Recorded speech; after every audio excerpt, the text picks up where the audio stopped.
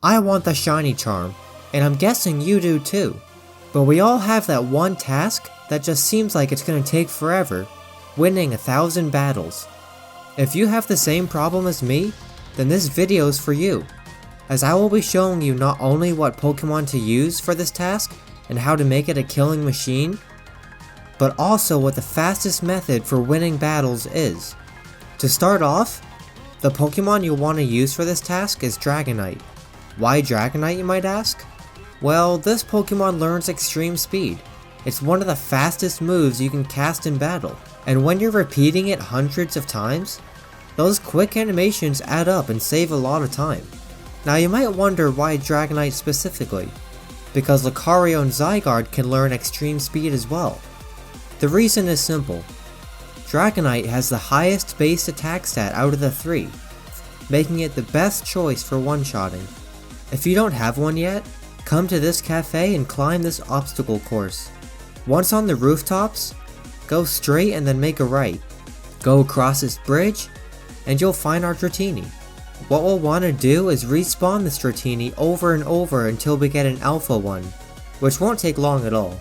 The method I like to use is going around this bush, but you can also go back and forth on this bridge if you'd like. Alphas come with 3 stats that are perfect, so catching one with a perfect attack stat is preferred, and I think they're easier to catch since they don't run away. If it doesn't have a perfect attack stat, just go to the Justice Dojo and use a Battle Cap to Hyper Train it. I would also recommend giving it the Adamant Nature to boost its attack, as well as EV training its attack and speed stat. I trained its speed stat because this lowers move cooldowns. Next, we'll go over move coverage. Extreme Speed will be our main move for previous reasons I've mentioned, but we'll need other moves to cover unfavorable matchups.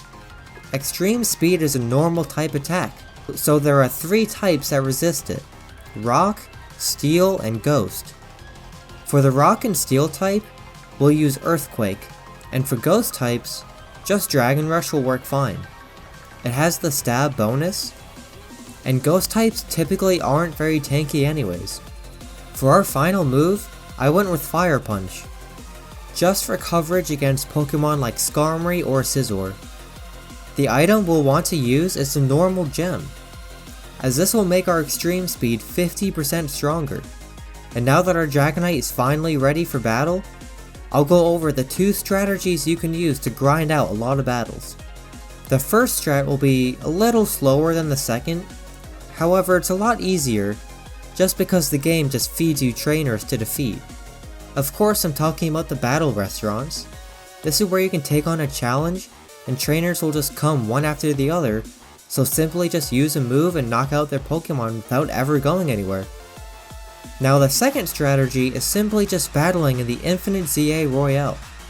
Once you enter the battle zone, find your first trainer, but also plan ahead and note where your next opponent will be.